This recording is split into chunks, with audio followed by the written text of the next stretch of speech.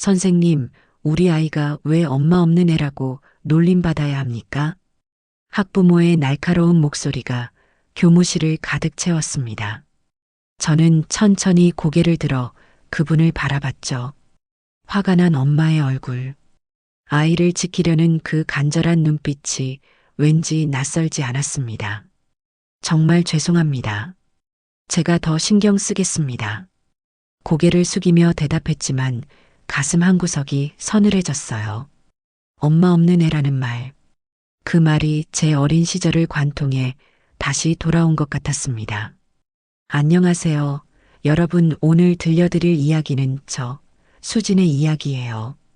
38년 인생에서 가장 아프고도 아름다웠던 그 봄날의 기억을 나누려고 합니다. 혹시 이 이야기가 마음에 와닿으신다면 구독과 좋아요, 그리고 알람 설정 부탁드려요. 여러분의 작은 응원이 제게는 큰 힘이 됩니다. 2025년 3월, 아직 쌀쌀한 바람이 부는 초봄이었습니다. 학부모님을 보내고 교무실로 돌아온 저는 책상에 털썩 주저앉았어요. 머릿속에는 아까 그 학부모님의 말이 계속 맴돌았죠. 그 아이의 상처가 남의 일 같지 않았습니다. 왜냐하면 저도 그런 아이였으니까요. 책상 위 휴대폰이 울리기 시작했습니다. 낯선 번호였지만 왠지 불안한 예감에 전화를 받았죠. 김수진 선생님 맞으십니까? 네, 맞습니다. 여기 안동 요양병원입니다. 박영순 할머님께서 위독하십니다. 순간 숨이 멎는 것 같았어요. 외할머니, 18년 동안 찾아뵙지 못했던 외할머니, 엄마가 떠난 그날 이후로 한 번도 찾아가지 않았던 고향의 외할머니. 지금 바로 가겠습니다. 떨리는 손으로 가방을 챙기며 교장 선생님께 급히 사정을 말씀드렸습니다. 서울역으로 향하는 택시 안에서 저는 계속 손을 떨고 있었어요. 죄책감인지 두려움인지 아니면 그리움인지 알 수 없는 감정이 온몸을 휘감았습니다. KTX는 너무 빠르게 달렸어요. 아니, 제 마음이 너무 느렸는지도 모르겠습니다. 18년이라는 시간을 거슬러 올라가기엔 2시간이 너무 짧았으니까요. 안동역에서 내려 요양병원으로 가는 버스를 탔습니다. 차창 밖으로 스치는 풍경들이 하나둘 기억을 깨워냈어요. 저 논길을 따라 학교에 다녔었고 저 산자락 아래 우리 집이 있었죠. 그리고 엄마와 마지막으로 걸었던 그 길도 보였습니다. 2007년 가을이었어요. 중학교 2학년이던 저는 학원에서 늦게 돌아왔습니다. 집에 들어서니 엄마가 현관에 서 있었어요. 작은 가방 하나를 들고. 엄마의 얼굴은 퉁퉁 부어 있었죠. 울었구나. 한눈에 알 수 있었습니다. 수진아. 엄마가 제 이름을 불렀어요. 그 목소리가 너무 슬펐습니다. 마치 세상 끝에서 부르는 것 같았죠. 엄마, 어디가? 미안해. 정말 미안해. 그게 엄마의 마지막 말이었습니다. 엄마는 저를 한번 꼭 안아주고는 집을 나섰어요. 저는 엄마를 붙잡지 못했습니다. 아니, 붙잡지 않았다고 해야 맞을지도 몰라요. 왜냐하면 그 며칠 전 아빠와 엄마가 크게 싸우는 걸 봤거든요. 내가 그 남자 만나는 거 다 안다. 동창이라고? 웃기지 마.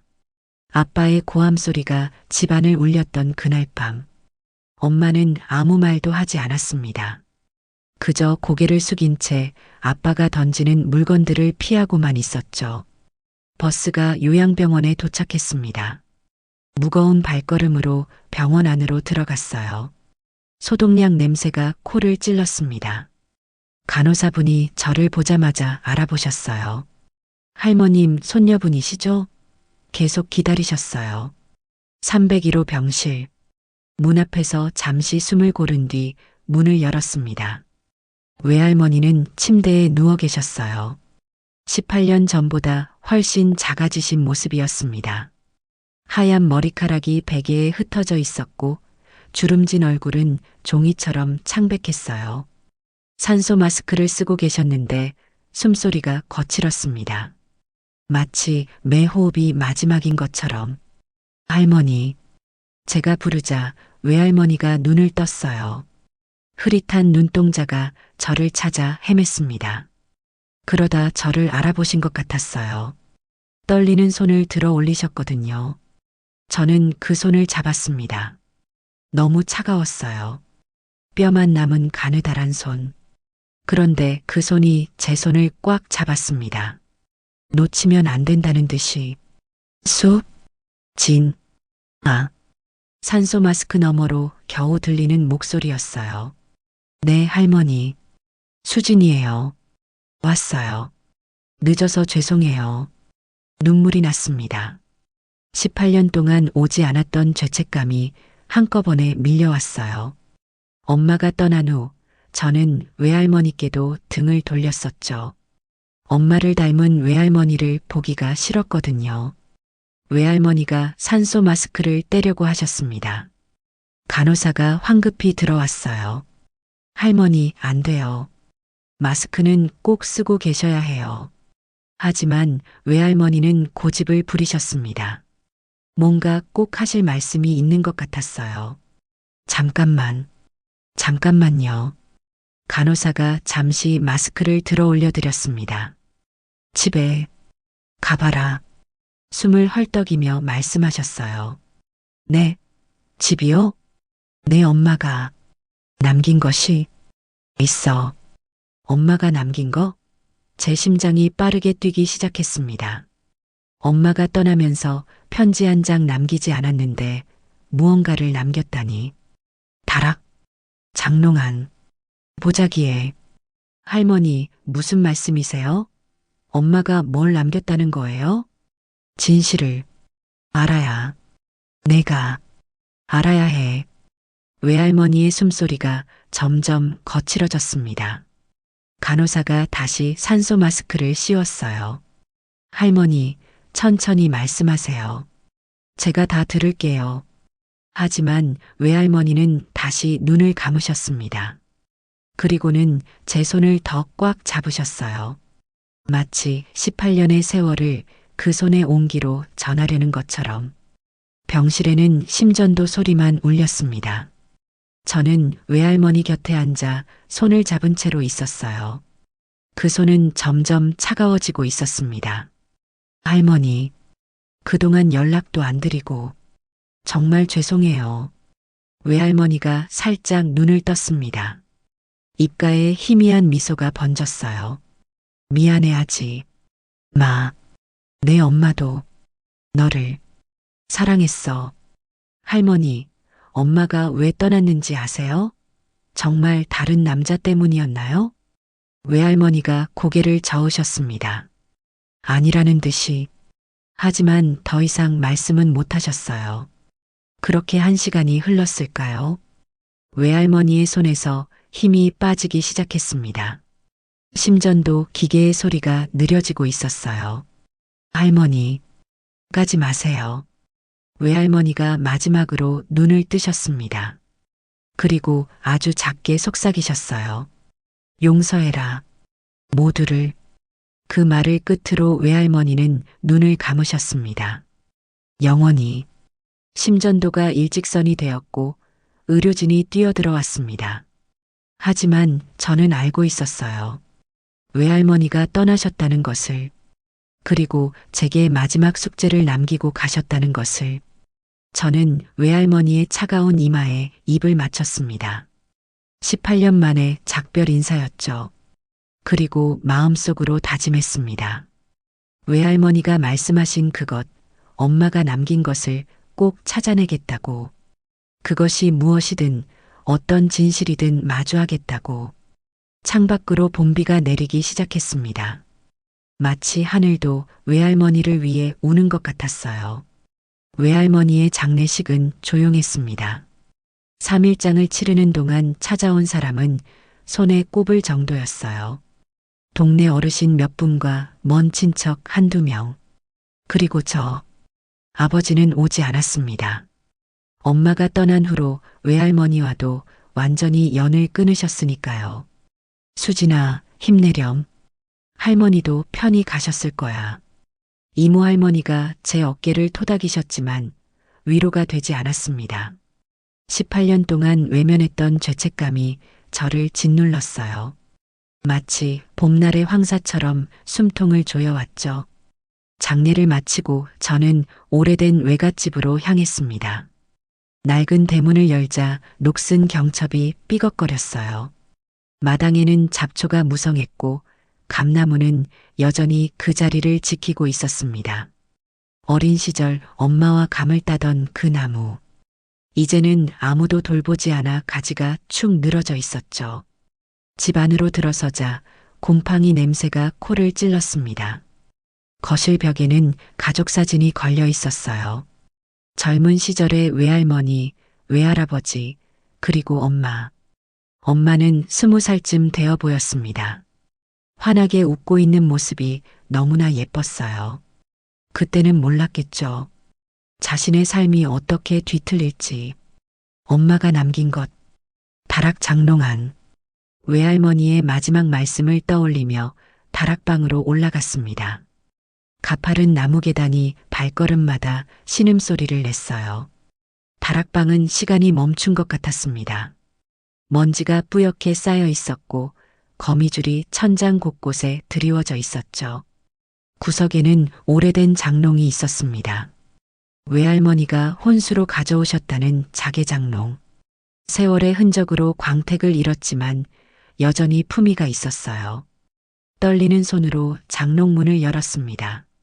안에는 오래된 이불과 옷가지들이 있었어요. 하나하나 꺼내며 살펴봤지만 특별한 건 없었습니다. 그러다 장롱 맨 아래 깊숙한 곳에서 뭔가 딱딱한 것이 만져졌어요. 빨간 보자기에 쌓인 나무 상자였습니다. 보자기를 풀자 향나무 냄새가 은은하게 퍼졌어요. 상자 위에는 작은 자물쇠가 달려 있었는데 열쇠는 바로 옆에 테이프로 붙여져 있었습니다. 마치 언젠가는 열릴 것을 알고 기다린 것처럼. 상자를 열자 편지 묶음이 나왔습니다. 노란 리본으로 정성스럽게 묶여 있었어요. 맨 위의 편지 봉투에는 이렇게 적혀 있었습니다. 수진이가 35살이 되면 읽어주세요. 마이너스 회원 엄마가. 제 손이 떨렸습니다. 엄마의 글씨였어요.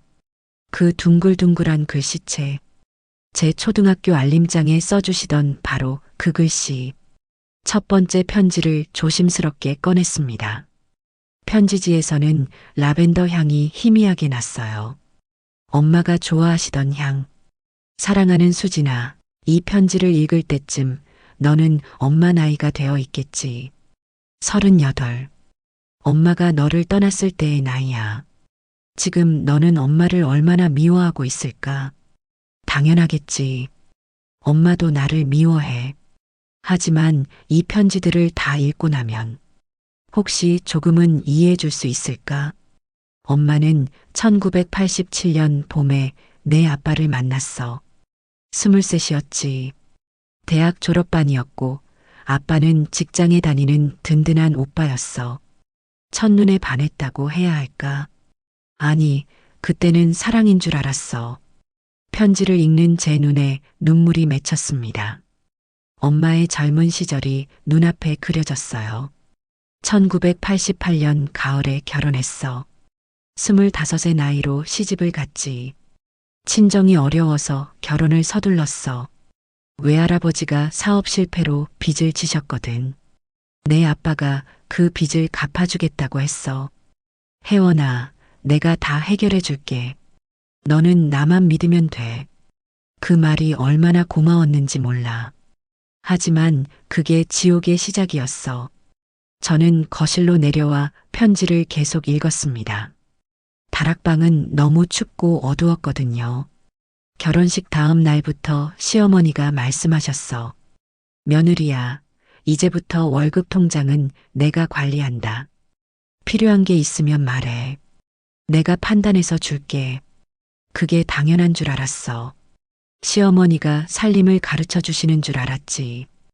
하지만 그게 아니었어. 용돈은커녕 버스비도 허락을 받아야 했어. 며느리가 뭐 돈 쓸 일이 있다고? 시어머니는 늘 이렇게 말씀하셨지. 편지를 읽으며 저는 엄마의 답답함을 느꼈습니다. 갇힌 새처럼 날개를 펴지 못했을 엄마. 내가 태어났을 때 엄마는 정말 행복했어. 1989년 12월 15일. 눈이 펑펑 내리던 날. 내가 처음 울음을 터뜨렸을 때 세상을 다 가진 것 같았어.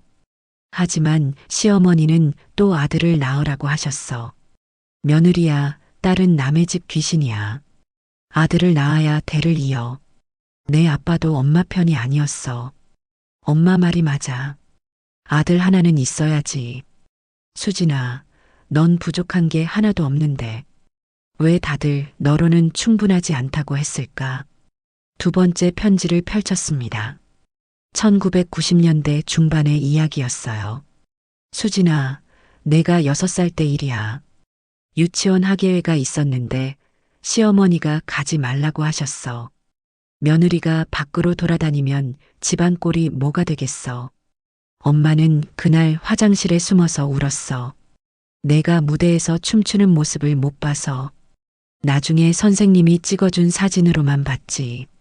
빨간 드레스를 입고 환하게 웃는 내 모습이 얼마나 예뻤는지. 시누이들도 만만치 않았어. 명절 때마다 엄마를 구박했지. 옳게, 이것도 요리라고 한 거야? 친정 엄마가 제대로 안 가르쳤나 봐. 10명 넘는 식구들 밥을 해도 고맙다는 말 한 번 듣지 못했어. 그저 당연한 일이었지. 편지를 읽다가 잠시 멈췄습니다. 숨이 막혔어요. 엄마가 겪었을 그 세월이 제 가슴을 짓눌렀습니다. 세 번째 편지에는 더 충격적인 내용이 있었어요. 수진아, 엄마가 우울증에 걸렸었어. 내가 10살 때쯤이었나? 아침에 일어나기가 힘들었고 웃을 일이 없었어. 내 아빠에게 병원에 가고 싶다고 했더니 이렇게 말했어. 배부른 소리 하지 마. 남들은 더 힘들게 살아. 그래, 엄마보다 힘든 사람들도 많겠지. 하지만 그게 엄마의 고통이 없다는 뜻은 아니잖아. 그때 엄마는 깨달았어. 이 집에서 나는 사람이 아니구나. 그저 며느리라는 역할, 엄마라는 기능일 뿐이구나. 저는 편지를 내려놓고 한참을 울었습니다. 제가 알던 엄마는 늘 웃고 있었는데, 늘 괜찮다고 했었는데, 그 미소 뒤에 이런 아픔이 있었다니. 2005년 엄마는 마트에서 파트타임을 하고 싶었어. 집에만 있으니 숨이 막혔거든. 하지만 아빠는 반대했어. 내 월급으로 충분한데 왜 일을 하려고 해? 남들이 보면 내가 못 벌어온다고 생각하잖아. 시어머니도 거들었지. 며느리가 밖에서 일하면 집안일은 누가 해? 그래서 포기했어. 또 포기했어. 늘 포기하며 살았어. 네 번째 편지를 읽을 때쯤 밖은 어두워지고 있었습니다. 저는 불을 켜고 계속 읽었어요. 수진아, 2007년 봄에 엄마는 결심했어. 더는 못 살겠다고. 내 아빠가 엄마 도장을 위조해서 대출을 받은 걸 알았거든. 수천만 원이었어. 투자한다면서. 가족인데 이 정도는 이해해줘야지. 아빠는 당연하다는 듯이 말했어. 엄마는 그때 깨달았어. 이 집에서 나는 그저 도구구나. 필요할 때 쓰고 버리는. 그래서 떠나기로 했어. 하지만 너를 데리고 갈 수는 없었어. 엄마에게는 아무것도 없었거든. 돈도, 집도, 직업도. 너를 어떻게 키우겠어. 그래서 너를 두고 가기로 했어. 내가 엄마를 미워하더라도 그게 너를 위한 최선이라고 생각했어. 마지막 편지였습니다. 떨리는 손으로 펼쳤어요. 수진아, 엄마가 바람난 여자로 소문이 났지? 박민수 아저씨와 도망갔다고 들었을 거야. 그건 엄마가 일부러 만든 이야기야. 그래야 내가 덜 상처받을 것 같았어. 불쌍한 아이가 되는 게 버림받은 아이가 되는 것보다는 나을 것 같았어. 박민수 아저씨는 엄마의 대학 동창이야. 의사가 되어 시골에서 병원을 하고 있었지. 엄마를 도와준 유일한 사람이었어. 새 신분증을 만들어주고 제주도에서 새 삶을 시작할 수 있게 해줬어. 엄마는 지금 작은 식당을 하고 있어. 회원의 밥상이라고. 매일 내 생각을 하며 밥을 지어. 언젠가 내가 찾아와 주길 바라면서. 하지만 찾아오지 않아도 괜찮아. 내가 행복하다면 그것으로 충분해. 사랑한다, 수진아. 늘 그래왔고 앞으로도 영원히. 2007년 10월 엄마가 편지를 다 읽고 저는 무너져 내렸습니다. 18년 동안 믿었던 모든 것이 거짓이었어요. 엄마는 바람난 여자가 아니었습니다. 그저 살기 위해, 숨쉬기 위해 떠난 것뿐이었어요. 엄마, 엄마. 텅 빈 집에 제 울음소리만 울려 퍼졌습니다. 창밖으로 별이 뜨고 있었어요. 엄마도 지금 같은 별을 보고 있을까요? 제주도 어딘가에서 혜원의 밥상이라는 작은 식당에서 밤이 깊어가는데도 저는 편지를 놓을 수 없었습니다. 거실 테이블 위에 편지들을 연도순으로 펼쳐 놓았어요. 1990년부터 2007년까지 엄마의 17년 결혼 생활이 고스란히 담긴 기록들. 마치 누군가의 일기를 훔쳐보는 것 같은 죄책감과 동시에 진실을 알고 싶은 갈망이 저를 사로잡았습니다. 5번째 편지를 집어들었습니다. 1995년 12월이라고 적혀 있었어요. 제가 5살 때 그해 겨울의 이야기였습니다. 수진아, 내가 5살 되던 해 겨울을 기억하니? 아마 기억 못하겠지. 너무 어렸으니까. 하지만 엄마는 그날을 평생 잊을 수 없어. 그날이 엄마의 첫 번째 탈출 시도였거든. 1995년 12월 23일. 크리스마스 이틀 전이었어. 시어머니가 또 엄마를 때리셨어. 며느리가 시어미 말에 대꾸를 해? 버릇없이 잘한 티가 나는구나. 뺨이 얼얼했어. 하지만 더 아픈 건 내가 그 장면을 봤다는 거야. 넌 방구석에서 인형을 안고 떨고 있었지. 편지를 읽는 제 손이 떨렸습니다. 희미하게, 정말 희미하게 그날의 기억이 떠올랐어요. 엄마가 울던 모습, 그리고 무서워서 인형을 꼭 안고 있던 제 모습. 그날 밤 엄마는 결심했어. 더는 못 참겠다고. 너까지 이런 환경에서 크게 할 수 없다고. 새벽 3시 모두가 잠든 시간에 엄마는 너를 깨웠어. 수진아, 엄마랑 여행 가자. 조용히 아무도 모르게. 넌 졸린 눈을 비비며 물었지. 어디로 가요, 엄마? 외할머니 집. 거기서 좀 지내다 올 거야. 엄마는 미리 싸둔 보따리를 들고 너를 업었어. 현관문을 살며시 열고 나가는데 심장이 터질 것 같았어. 누군가 깨어날까봐, 들킬까봐. 저는 엄마의 그 절박함이 느껴졌습니다. 한겨울 새벽, 어린 딸을 업고 도망치려던 젊은 여자의 두려움과 결단이. 첫 버스를 타고 외갓집에 도착했을 때는 아침 7시였어. 외할머니가 문을 열고 깜짝 놀라셨지. 혜원아, 이 이른 아침에 웬일이니? 엄마, 저 좀 도와주세요. 더는 못 살겠어요. 엄마는 외할머니 앞에서 무너졌어. 그동안 참았던 눈물이 쏟아졌지. 시어머니가 때려요. 돈도 한 푼 안 주고 감옥 같아요. 제발 좀 도와주세요.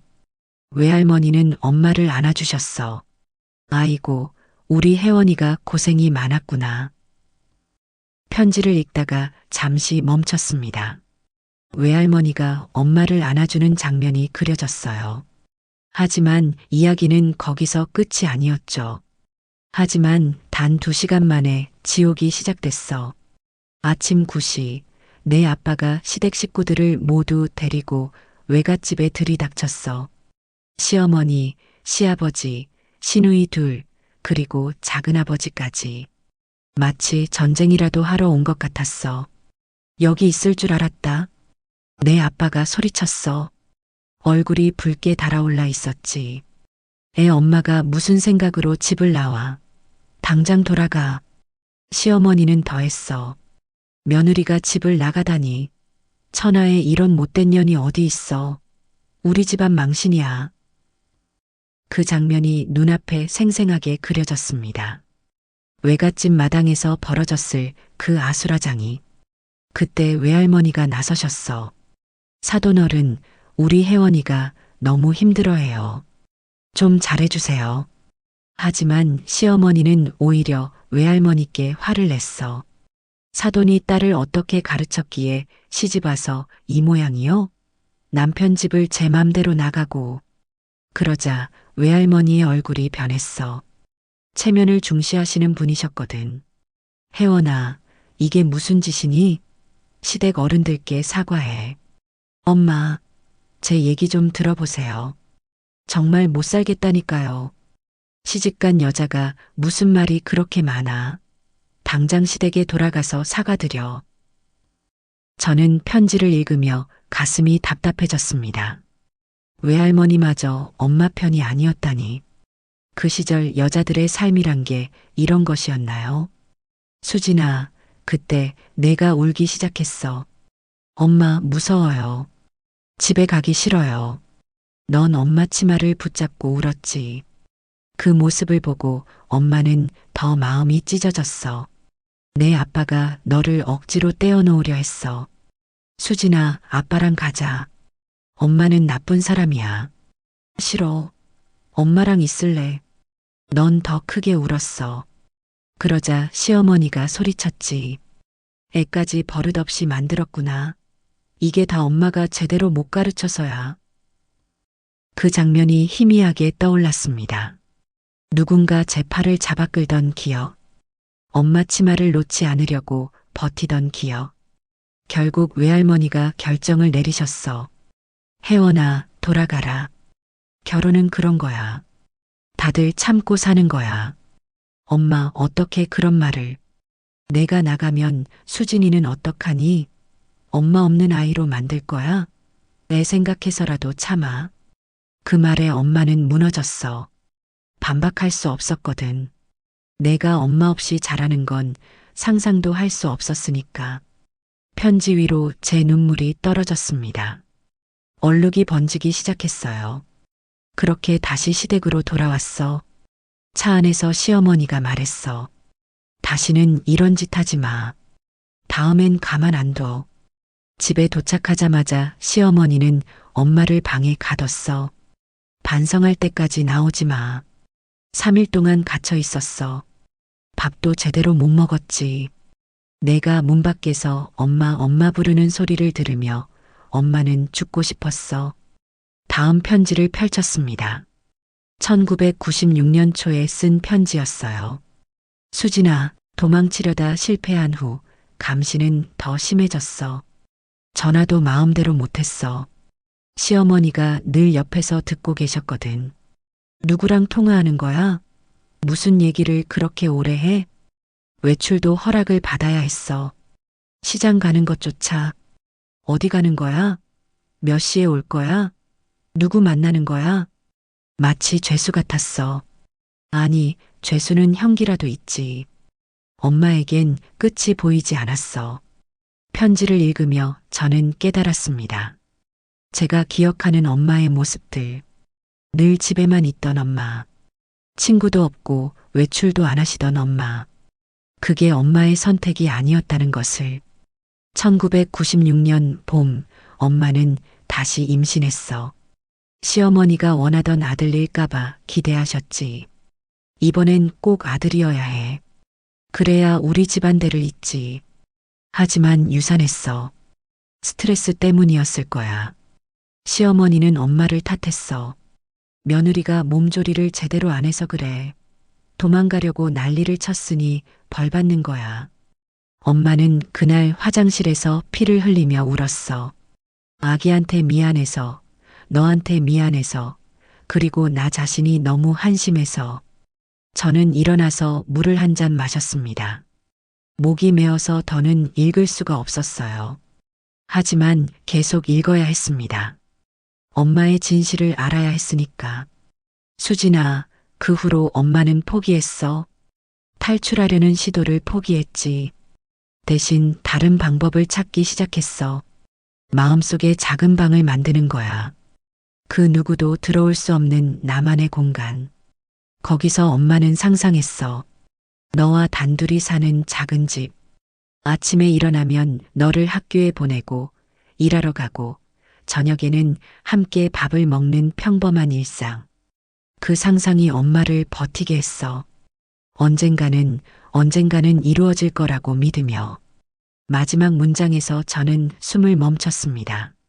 엄마의 꿈은 그저 평범한 일상이었어요. 너무나 소박해서 더 가슴 아픈 꿈. 편지 묶음 사이에 사진 한 장이 끼어 있었습니다. 1995년 겨울로 추정되는 사진. 엄마와 5살의 제가 찍혀 있었어요. 엄마는 억지로 웃고 있었고 저는 엄마 손을 꼭 잡고 있었습니다. 사진 뒤에는 엄마의 글씨가 있었어요.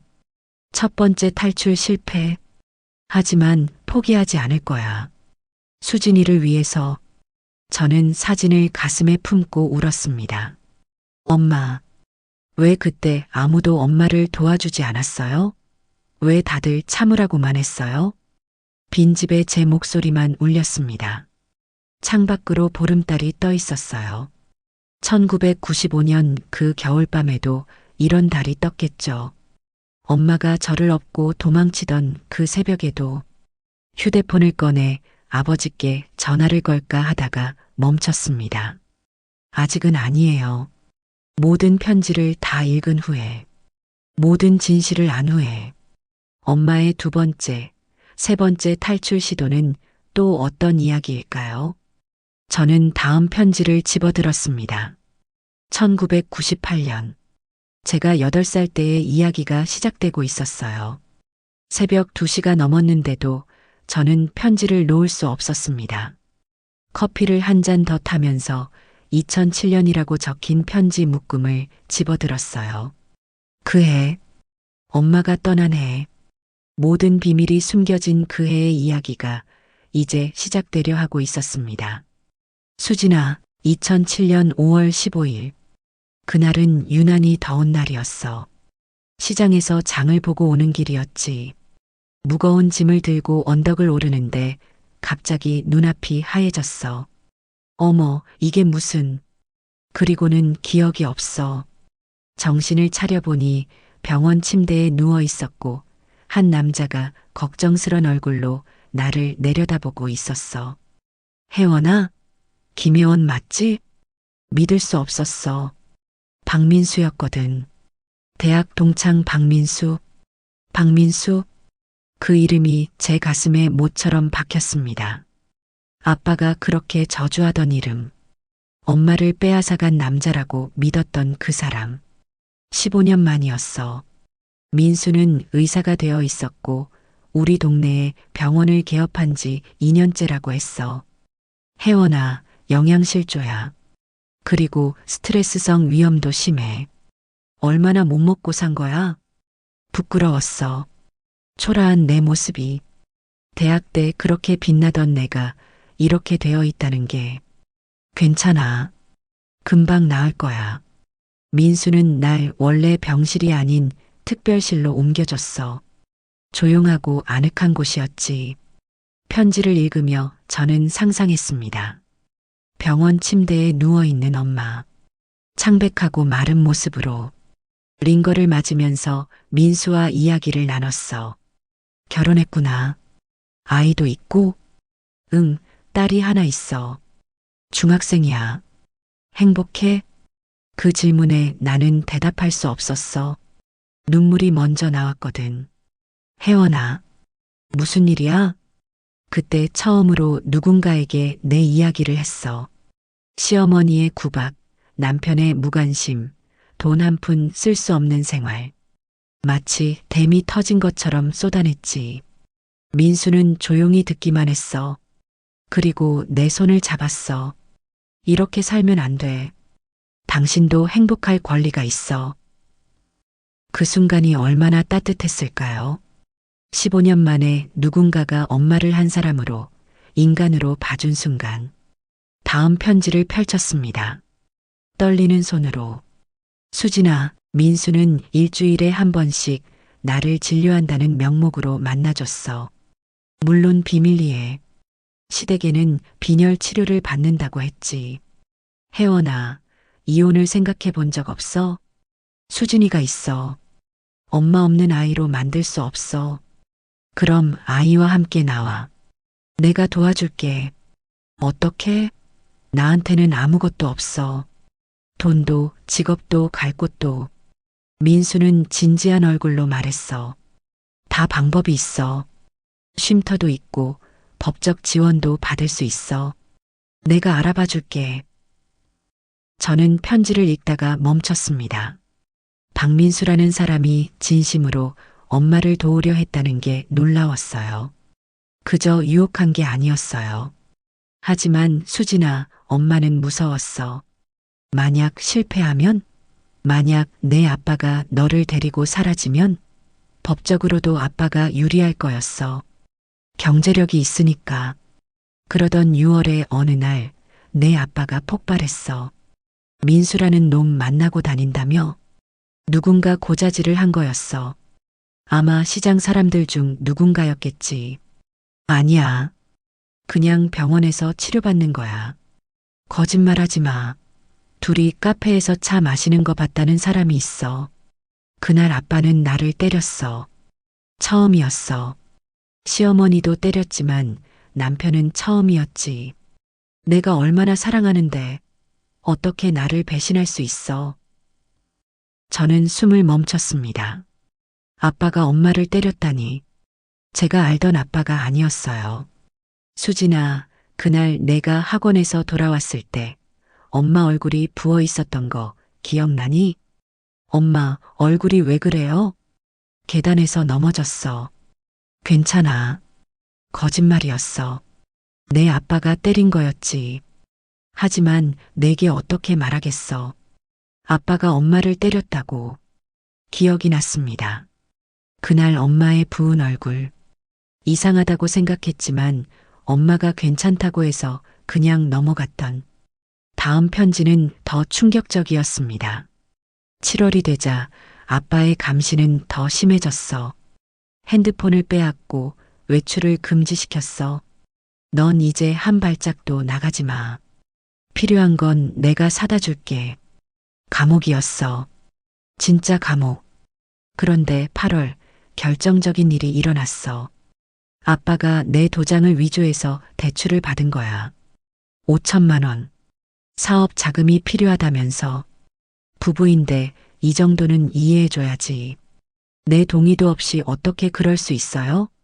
내 돈이 어디 있어? 다 내가 벌어온 돈이잖아. 그때 깨달았어. 나는 이 집에서 사람이 아니구나. 그냥 도구구나. 편지를 읽으며 분노가 치밀었습니다. 아빠가 그런 사람이었다니. 제가 존경했던 아빠가 민수를 몰래 만났어. 공중전화로 연락해서 혜원아, 이제 정말 나와야 해. 더는 못 참아.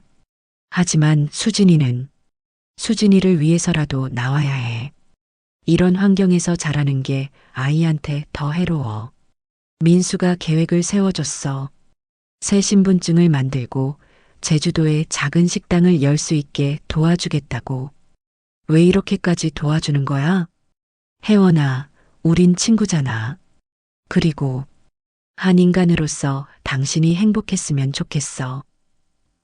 저는 눈물을 닦았습니다. 박민수는 정말 좋은 사람이었어요. 엄마를 유혹한 게 아니라 구해주려 한 거였어요. 마지막 편지였습니다.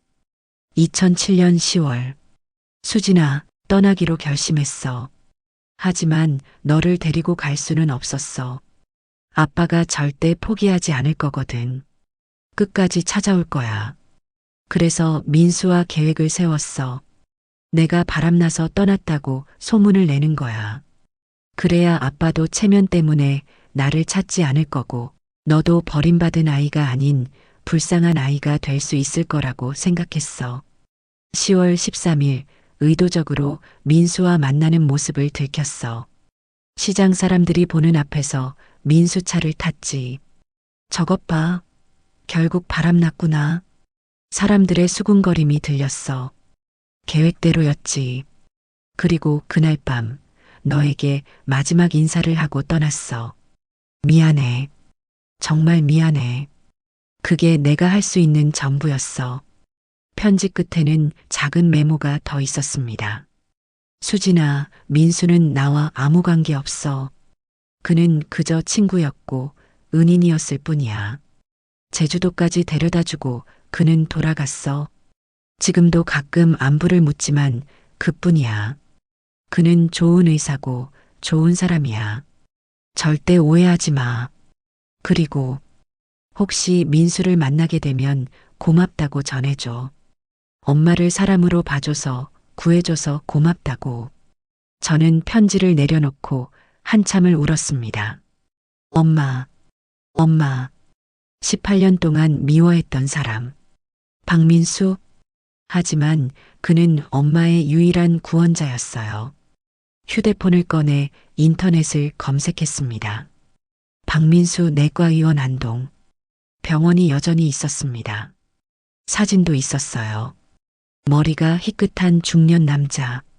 따뜻해 보이는 미소. 전화번호를 저장했습니다. 만나야 해요.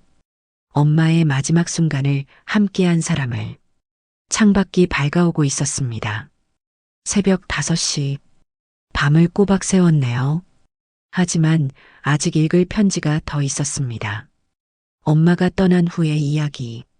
제주도에서의 새 삶. 저는 다시 편지를 집어들었습니다.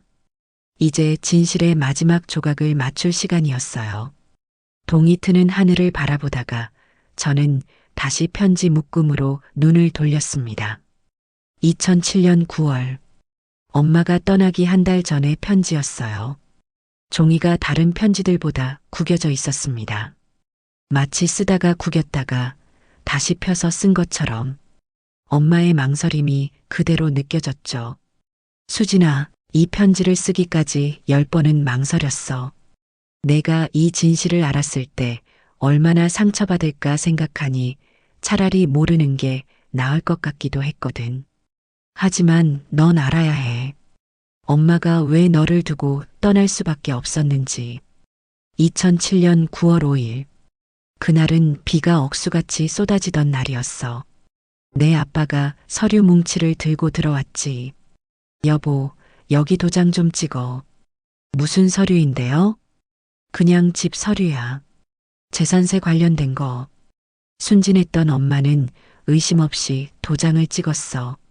그게 지옥의 시작인 줄도 모르고 저는 숨을 멈췄습니다. 설마 했던 일이 정말 일어났던 거예요. 일주일 후 은행에서 전화가 왔어. 김혜원 고객님, 대출금 5천만 원이 입금되었습니다. 네, 무슨 대출이요? 전 대출 받은 적 없는데요. 9월 5일에 신청하신 주택담보대출이요. 머리가 하얘졌어. 떨리는 손으로 내 아빠에게 전화했지. 여보, 내 명의로 대출 받았어요? 아, 그거 사업 자금 좀 필요해서 곧 갚을 거니까 걱정하지 마. 걱정하지 말라고? 5천만 원을 내 동의도 없이? 편지를 읽는 제 손에 힘이 들어갔습니다. 종이가 구겨질 정도로 아빠가 그런 사람이었다니. 제가 알던 아빠는 대체 누구였을까요? 그날 저녁 집으로 돌아온 아빠와 크게 싸웠어. 어떻게 나한테 말도 없이 그런 일을. 가족을 위한 일인데 뭐가 문제야. 내가 벌어서 갚을 거잖아. 그래도 내 도장을 위조하면 어떡해요. 이건 범죄예요. 그때 내 아빠가 무서운 표정으로 말했어. 범죄? 부부 사이에 무슨 범죄야. 내 것도 내 것이고 내 것도 내 것이지. 그건 아니에요. 나도 한 사람이에요. 그러자 아빠가 소리쳤어. 한 사람? 내가 뭘 할 수 있는데? 돈 한 푼 못 벌면서 엄마가 느꼈을 모욕감이 저에게도 전달됐습니다. 가슴이 쓰렸어요. 마치 제가 그 자리에 있었던 것처럼. 시어머니가 끼어들었어. 시끄러워. 며느리가 무슨 따지고 그래. 어머니, 5천만 원이에요. 제 명의로. 며느리 주제에 남편한테 대들어. 다 너 먹여 살리려고 하는 일인데. 저도 권리가 있어요. 그때 시어머니가 나를 밀쳤어. 권리. 시집 와서 밥이나 축 내는 주제에 무슨 권리. 저는 편지를 내려놓고 잠시 숨을 고르렸습니다. 엄마가 겪은 그 순간이 너무 생생해서 숨이 막혔어요. 다음 편지를 펼쳤습니다. 9월 중순의 일기 같은 편지였어요. 수진아, 그 일이 있고 나서 엄마는 깨달았어. 이대로 가면 끝이 없구나. 오늘은 5천만 원, 내일은 1억, 그 다음은. 무엇보다 무서웠던 건 너의 미래였어. 만약 아빠가 사업에 실패하면 그 빚은 누가 갚지? 결국 내가 떠안게 될 거야. 엄마처럼 빚에 묶여 평생 벗어나지 못할 거야. 박민수를 만났어. 비 오는 날 병원 뒤편 공원에서. 혜원아, 얼굴이 왜 그래? 무슨 일 있어? 민수야. 이제 정말 끝인 것 같아. 더는 못 견디겠어. 다 털어놨어. 대출 사건을. 민수는 분노했어. 이건 문서 위조야. 고소할 수 있어. 고소하면 수진이 아빠가 전과자가 돼. 그럼 수진이는 범죄자의 딸이 되는 거야. 그래도 이건 너무해. 박민수의 분노가 당연했다는 생각이 들었습니다. 누가 봐도 이건 범죄였으니까요. 민수가 제안했어. 혜원아, 이제 정말 떠나야 해. 계획을 세우자. 어떻게? 내가 바람나서 떠났다고 하는 거야. 그래야 내 남편도 너를 찾지 않을 거고 수진이도 보호받을 수 있어. 수진이가 엄마를 평생 미워할 텐데. 미움받는 것과 위험에 빠뜨리는 것, 뭐가 더 나은 선택일까? 민수 말이 맞았어. 내가 날 미워하더라도 안전하게 자라는 게 더 중요했어. 저는 눈물을 닦았습니다. 엄마의 선택이 얼마나 고통스러웠을지 이제야 알 것 같았어요. 다음 편지는 떠나기 직전 10월 초에 쓴 것이었습니다. 수진아, 계획을 세웠어. 치밀하게. 먼저 민수와 만나는 걸 일부러 들키기로 했어. 시장에서 사람들이 많은 곳에서. 저 여자 봐. 결국 바람 피우네. 불쌍한 남편.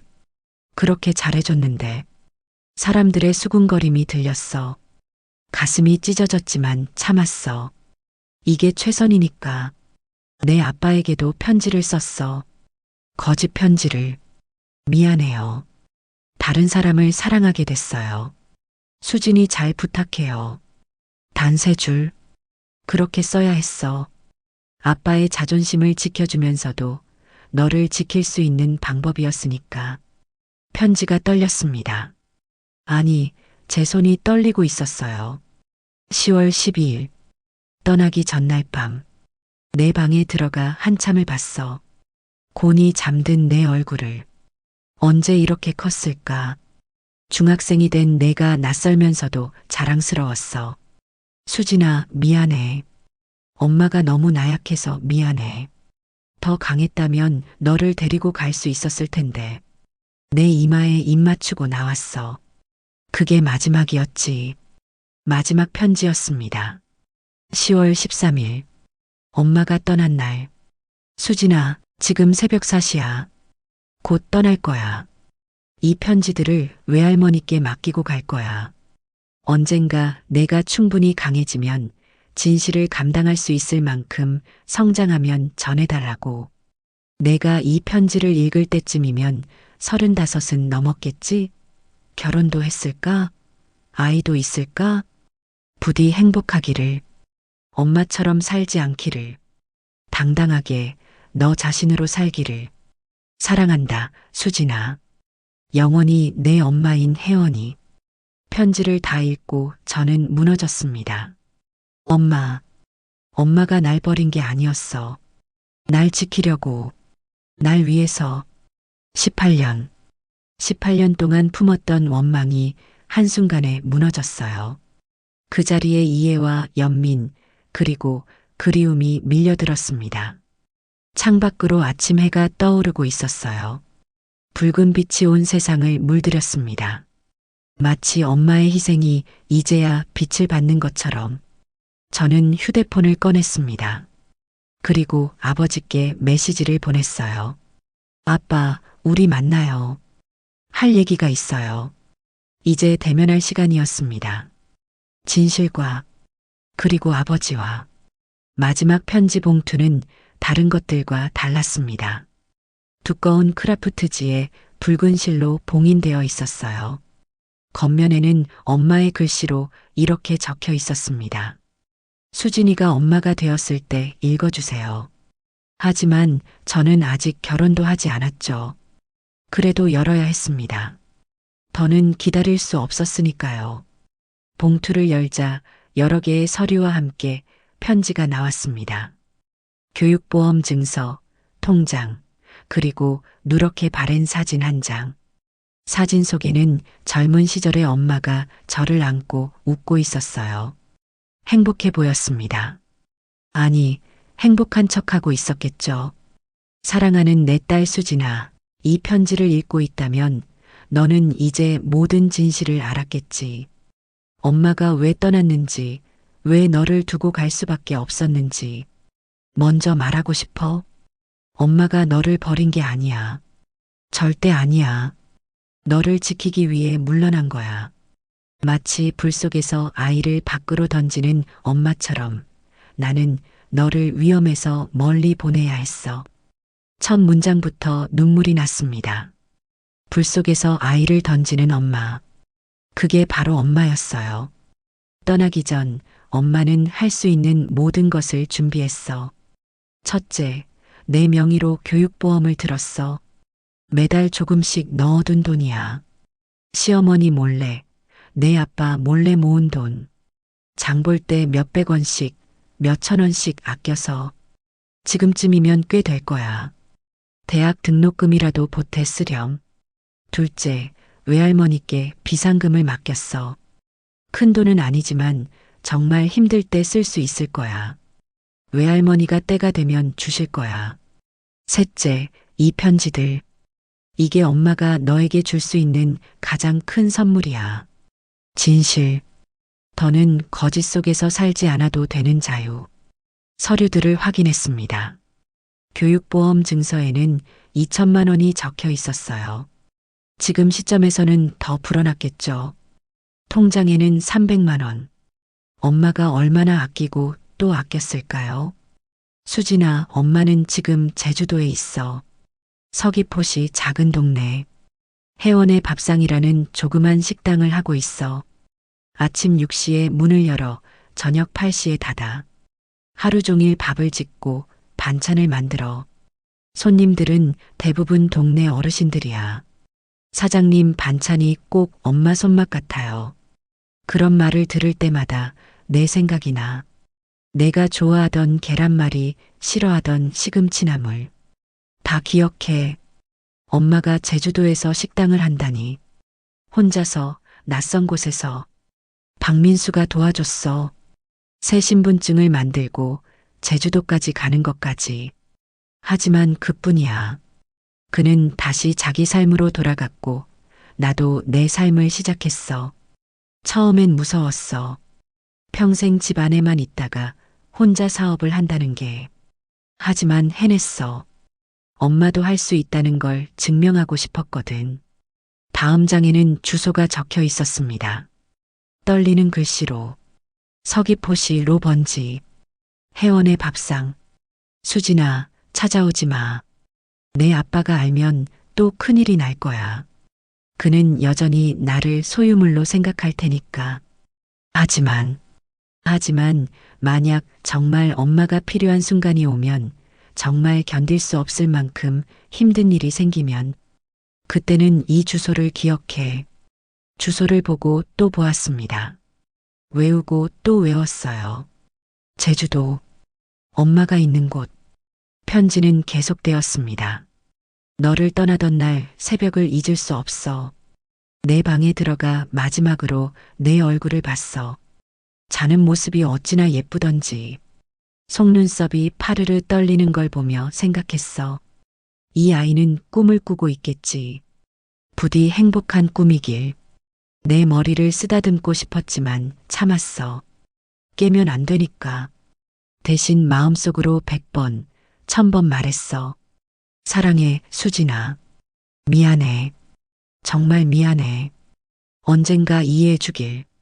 엄마의 이 선택을. 저는 편지를 잠시 내려놓았습니다. 숨이 막혔어요. 그날 새벽 엄마가 제 방에 왔었구나. 마지막 인사를 하러. 수진아, 엄마가 바람난 여자가 되기로 한 건 너를 위해서야. 엄마가 바람나서 떠났대. 사람들이 그렇게 말하면 넌 동정받을 거야. 불쌍한 아이로. 하지만 만약 엄마가 학대받아서 도망쳤다고 하면 넌 평생 그 꼬리표를 달고 살아야 해. 폭력 가정의 아이라는. 차라리 내가 나쁜 사람이 되는 게 나았어. 내가 덜 상처받을 수 있다면. 이 대목에서 저는 소리내어 울었습니다. 엄마, 엄마. 빈집에 제 울음소리가 울렸어요. 마지막 페이지였습니다. 수진아, 마지막으로 하고 싶은 말. 엄마는 후회하지 않아. 너를 낳은 것도, 키운 것도, 그리고 떠난 것도 모든 선택이 너를 위한 것이었으니까. 언젠가 내가 엄마가 되면 알 거야. 아이를 위해서라면 무엇이든 할 수 있다는 걸. 심지어 악인이 되는 것조차도. 엄마는 매일 기도해. 내가 행복하기를. 좋은 사람 만나서 사랑받기를. 하고 싶은 일하며 당당하게 살기를. 그리고 가끔, 정말 가끔은 엄마를 떠올려 주기를. 미움이 아닌 이해로. 원망이 아닌 그리움으로. 사랑한다, 내 딸. 늘 그래왔고, 앞으로도 영원히. 추신.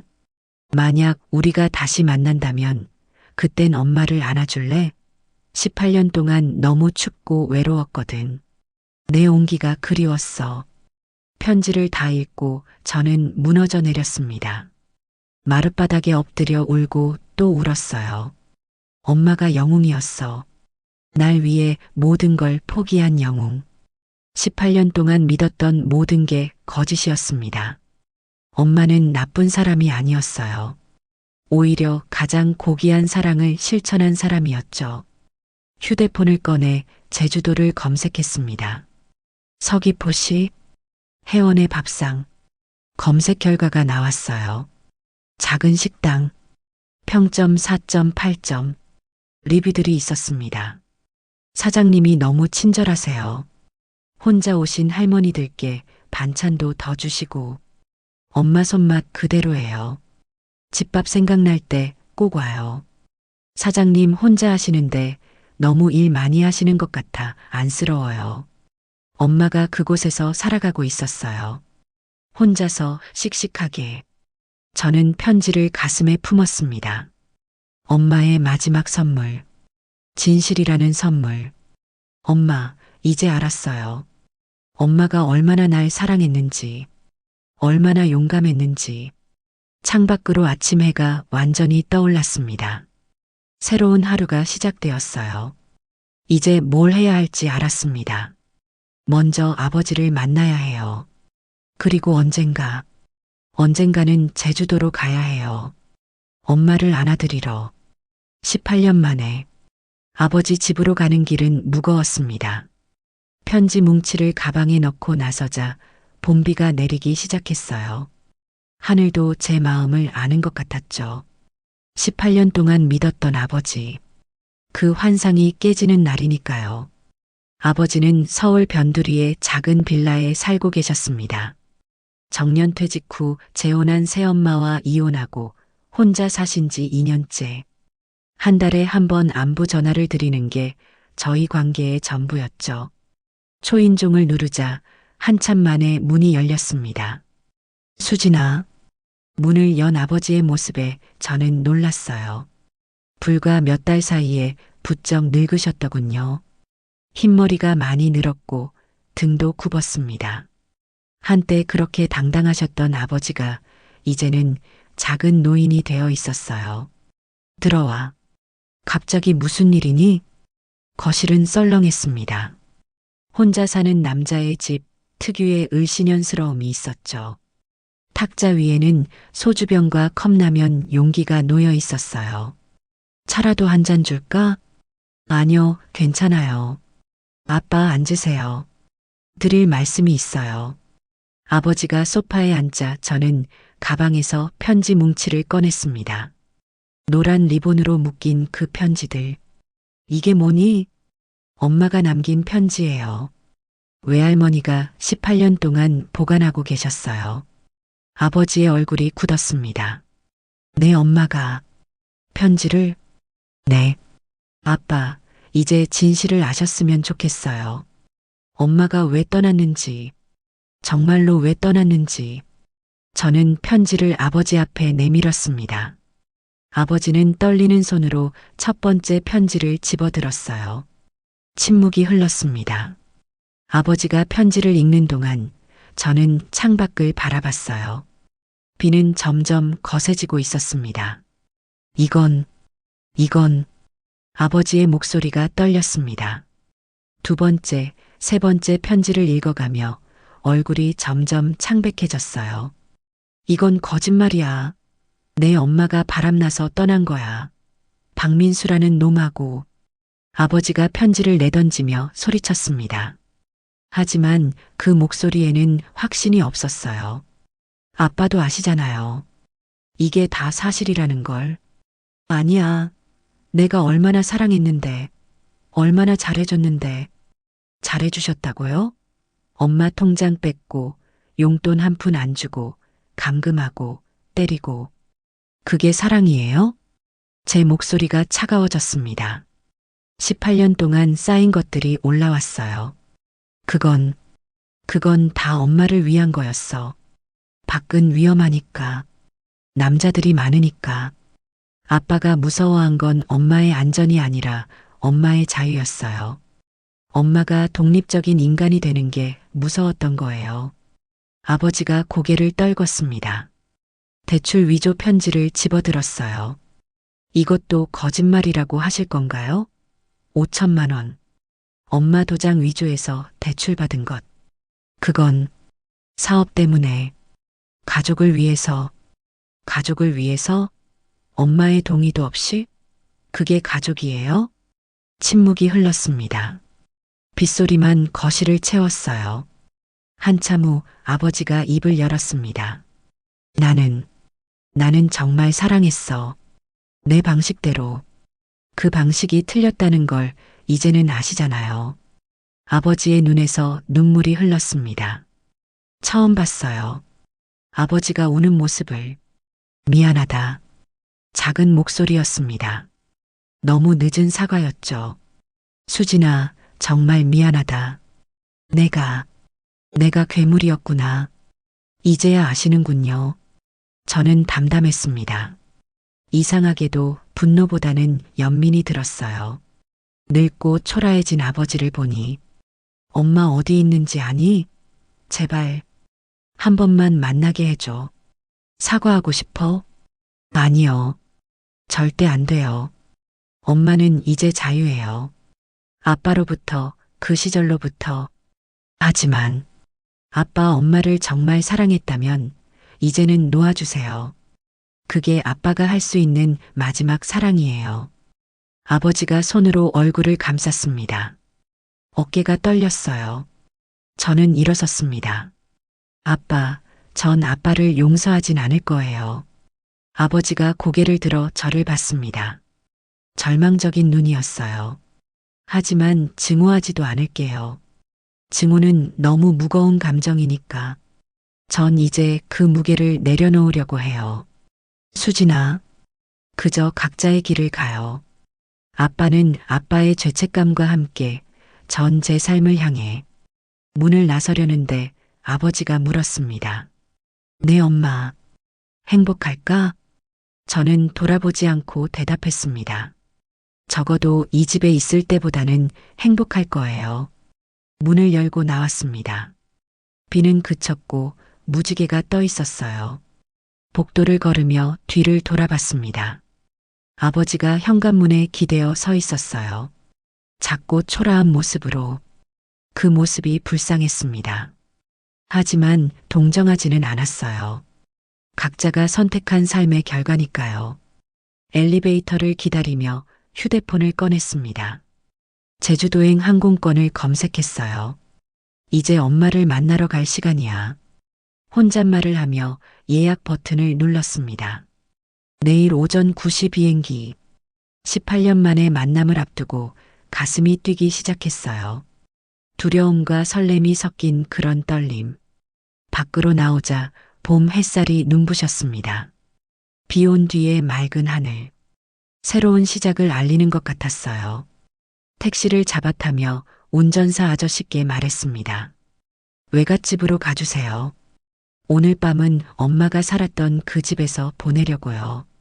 엄마의 흔적을 느끼며 내일의 만남을 준비하며 창밖으로 스치는 풍경이 아름다웠습니다. 18년 동안 보지 못했던 것들이 이제야 보이기 시작했어요. 진실이 주는 자유. 그 자유가 저를 엄마에게로 이끌고 있었습니다. 제주도의 아침은 맑았습니다. 공항에서 나와 택시를 탔을 때 운전사 아저씨가 물으셨어요. 어디로 모실까요? 서귀포시 해원의 밥상이요. 아, 거기. 맛집이죠. 혼자 하시는 사장님이 참 인상 좋으시던데. 엄마 이야기를 듣는 것만으로도 가슴이 뛰었습니다. 18년. 그 긴 세월을 건너 이제야 엄마를 만나러 가는 길. 차창 밖으로 제주의 봄 풍경이 펼쳐졌어요. 유채꽃이 노랗게 물든 들판, 저 멀리 보이는 한라산, 그리고 반짝이는 바다. 엄마는 매일 이 풍경을 보며 살았겠죠. 저를 그리워하며 서귀포에 가까워질수록 심장이 빨리 뛰기 시작했습니다. 손에는 땀이 났고 숨이 가빠졌어요. 마치 처음 무대에 서는 아이처럼. 다 왔습니다. 저기 보이는 집이에요. 택시에서 내려 잠시 서 있었습니다. 해원의 밥상. 소박한 간판이 바람에 살짝 흔들렸어요. 작은 식당. 파란 지붕의 하얀 벽. 입구에는 화분들이 놓여 있었고 유리문 너머로 안이 보였습니다. 그리고 엄마가 보였어요. 주방에서 부지런히 움직이는 뒷모습. 흰 머리가 많이 늘었네요. 작아진 어깨, 굽은 등. 하지만 여전히 부지런한 손놀림. 그 모습에 눈물이 났습니다. 심호흡을 하고 문을 열었어요. 딸랑 마이너스. 종소리가 울렸습니다. 엄마가 고개를 돌렸어요. 어서 오세요. 혼자 오셔. 말이 멈췄습니다. 엄마의 눈이 커졌어요. 입이 살짝 벌어졌고 들고 있던 접시가 손에서 미끄러졌습니다. 쨍그랑. 접시가 깨지는 소리. 하지만 아무도 신경 쓰지 않았어요. 시간이 멈춘 것 같았으니까. 수진아? 엄마의 목소리는 떨렸습니다. 믿을 수 없다는 듯이, 꿈이 아닌가 확인하듯이. 엄마. 제 목소리도 떨렸어요. 18년 만에 부르는 그 이름. 정말 수진이니? 우리 수진이? 엄마가 한 발짝 다가왔습니다. 떨리는 손을 들어 제 얼굴을 만지려다가 멈췄어요. 닿으면 사라질까봐 두려운 듯이. 네, 엄마. 저예요. 수진이. 그 순간 엄마의 눈에서 눈물이 쏟아졌습니다. 댐이 무너진 것처럼. 어떻게 찾아왔니? 어떻게 알았어? 외할머니가 편지를 남겨주셨어요. 엄마가 쓴 편지들. 다 읽었어요. 엄마의 다리에 힘이 풀렸습니다. 의자를 잡고 겨우 서 있었어요. 그럼 다 알았구나. 엄마가 왜 떠났는지. 네, 다 알았어요. 엄마, 늦어서 미안해요. 이제야 엄마를 이해해요. 저는 엄마에게 다가갔습니다. 그리고 꼭 안았어요. 엄마 미안해요. 18년 동안 미워해서, 원망해서 엄마가 얼마나 힘들었는지 몰랐어요. 엄마도 저를 안았습니다. 그 품이 따뜻했어요. 기억 속에 그 온기 그대로였습니다. 아니야, 수진아. 내가 뭐가 미안해. 엄마가 미안하지. 너를 두고 떠나서 엄마는 날 버린 게 아니었어요. 날 지키려고, 날 위해서. 그걸 이해해주니? 엄마는 영웅이었어요. 날 구하려고 모든 걸 포기한 영웅. 우리는 한참을 울며 안고 있었습니다.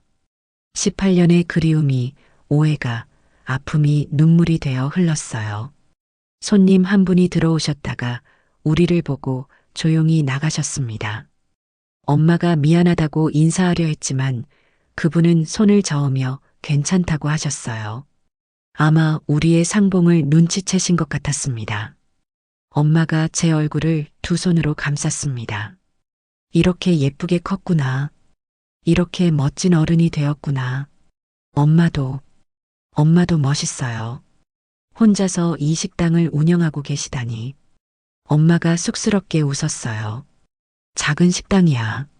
하지만 나름대로 보람 있어. 손님들이 맛있다고 해주실 때면 내 생각이 났어. 우리 수진이도 엄마 밥 먹고 싶을 텐데. 하고 엄마 밥 너무 먹고 싶었어요. 18년 동안 엄마가 자리에서 일어났습니다. 그래, 밥 먹자. 엄마가 특별히 맛있는 거 해줄게. 주방으로 들어간 엄마를 따라갔어요. 능숙하게 재료를 다듬고 요리하는 모습이 낯설면서도 자랑스러웠습니다. 엄마, 도와드릴게요. 아니야, 앉아있어. 18년 만에 해주는 밥인데. 엄마는 제가 좋아하던 음식들을 하나씩 만들기 시작했어요. 계란말이, 잡채, 갈비찜. 어떻게 다 기억하고 계셨을까요? 수진아, 그동안 어떻게 지냈니? 대학은? 직장은? 초등학교 교사예요. 아이들 가르치고 있어요. 정말? 우리 수진이가 선생님이 됐구나. 엄마의 눈이 반짝였습니다. 자랑스러워하는 그 표정이 너무 좋았어요. 결혼은? 남자친구는 있니? 아직이에요. 일이 바빠서. 서두르지 마. 좋은 사람 만나야지. 엄마처럼 실수하면 안 돼.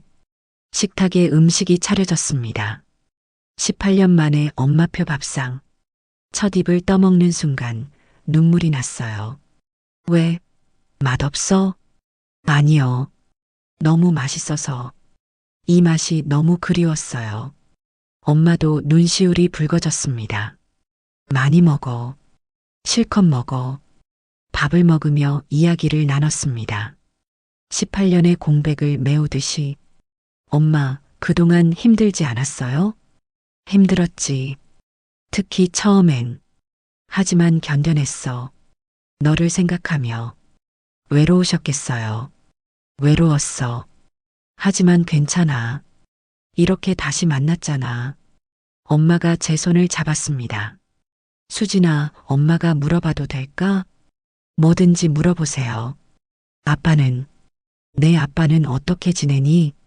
편지 보여드렸어요. 모든 진실을. 엄마의 얼굴이 굳었습니다. 그래, 뭐라고 하시던? 미안하다고. 늦었지만 미안하다고 하셨어요. 엄마가 한숨을 쉬었습니다. 그 사람도 나쁜 사람은 아니었어. 그저 사랑하는 방법을 몰랐을 뿐. 엄마는 아빠를 용서하세요?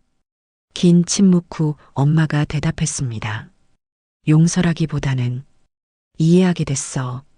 그 시대 남자들은 다 그렇게 배웠으니까. 여자는 소유물이라고. 창밖으로 제주의 봄바다가 보였습니다. 햇살에 반짝이는 물결이 아름다웠어요. 엄마, 이제 서울로 돌아오실 수 있어요. 아빠도 이제는. 아니야, 수진아. 엄마는 여기가 좋아.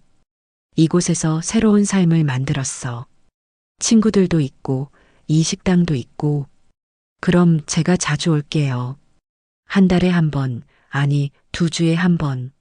엄마가 웃었습니다. 18년 만에 보는 진짜 웃음이었어요. 그래, 언제든지 와. 엄마는 여기 있을게. 엄마 사랑해요. 나도 사랑해, 수진아. 늘 사랑했어. 우리는 다시 포옹했습니다. 엄마가 속삭였어요. 괜찮아. 내가 행복하게 컸다면 그것으로 충분해. 엄마 덕분이에요. 엄마가 지켜줬으니까. 창밖으로 제주의 봄바다가 반짝였습니다. 파도가 해변을 쓰다듬듯 부드럽게 밀려왔다 나갔어요. 때로는 떠나는 것도 사랑이었고 돌아오는 것도 사랑이었습니다. 18년이라는 시간을 돌아 우리는 다시 만났어요. 저는 엄마의 손을 꼭 잡았습니다. 주름지고 거칠어진 손. 하지만 세상에서 가장 따뜻한 손. 엄마, 이제 다시는 놓치지 않을 거예요. 그래, 우리 이제 떨어지지 말자. 18년의 빈자리가 채워지는 순간이었습니다. 완벽하게 메워지지는 않겠죠. 하지만 괜찮아요. 우리에게는 앞으로의 시간이 있으니까. 그 시간을 함께 채워가면 되니까요. 여러분, 긴 이야기를 끝까지 들어주셔서 감사합니다. 이것이 제 이야기예요. 엄마를 미워했던 딸이 진실을 알고 엄마를 이해하게 된 이야기. 혹시 지금도 가족과의 관계로 아파하시는 분들이 계신가요? 오해와 상처로 멀어진 가족이 있으신가요? 너무 늦었다고 생각하지 마세요. 사랑에는 유통기한이 없으니까요. 오늘 이 이야기가 누군가에게는 용기가 되었으면 좋겠습니다. 용서와 화해의 작은 계기가 되었으면 좋겠네요. 구독과 좋아요, 알림 설정 부탁드립니다. 그리고 댓글로 여러분의 이야기도 들려주세요. 우리 함께 아픔을 나누고 치유해요.